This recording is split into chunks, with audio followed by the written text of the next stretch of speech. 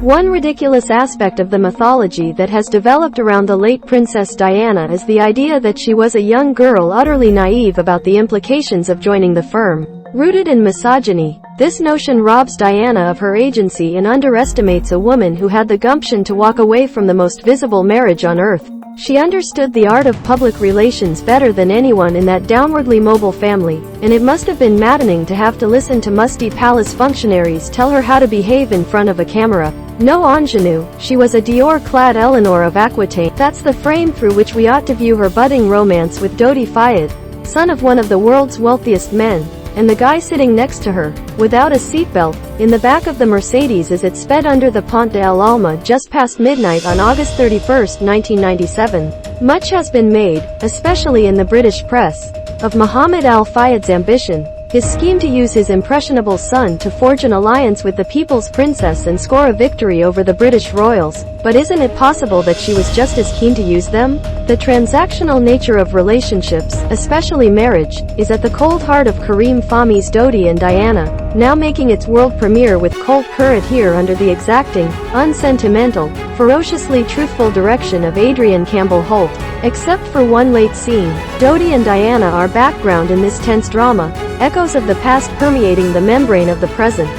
Mark Kendall plays Jason, and Rosaline Elbay plays Samira in Kareem Fahmy's Dodi and Diana, directed by Adrienne Campbell-Holt, for Colt Coeur here, or more precisely, the very recent past. It's August 2022 and married couple Jason, Mark Kendall, and Samira, Rosaline Elbay, are on a macabre getaway.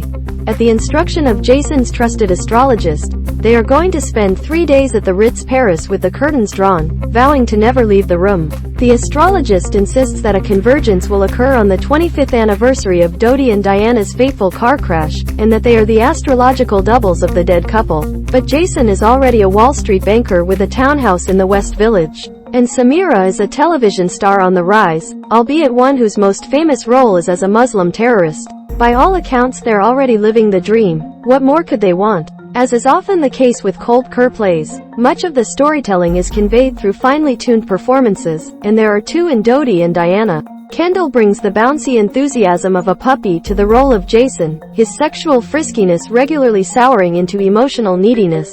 A very Canadian kind of restraint, which might seem the height of masculinity in others, barely conceals his nervous desire to control everything. Elbay meets his energy as an indulgent wife. He may talk about having sex, but she really means to do it, and in a kinkier fashion.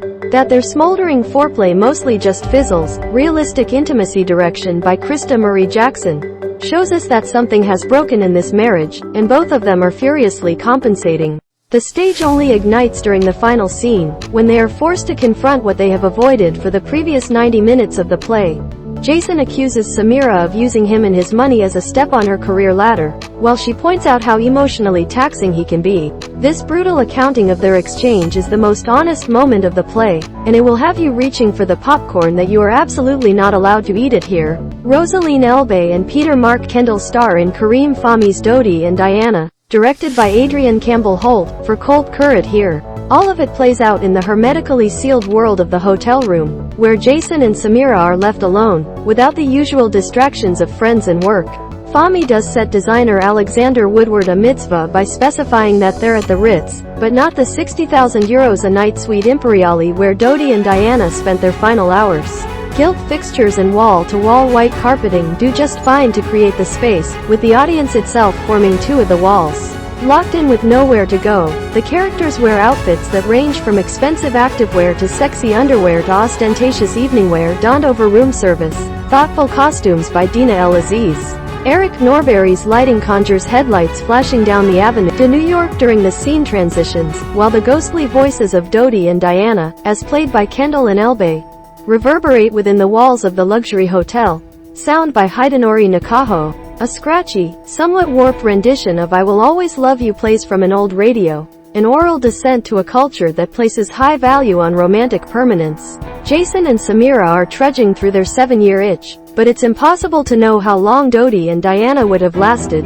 They had been seeing each other for less than a month when they died. But if anyone was naive in this nakedly transactional relationship, it was the man-boy eager to please his domineering dad. In its own indirect way, Dodi and Diana is a needed corrective to a sexist fairy tale.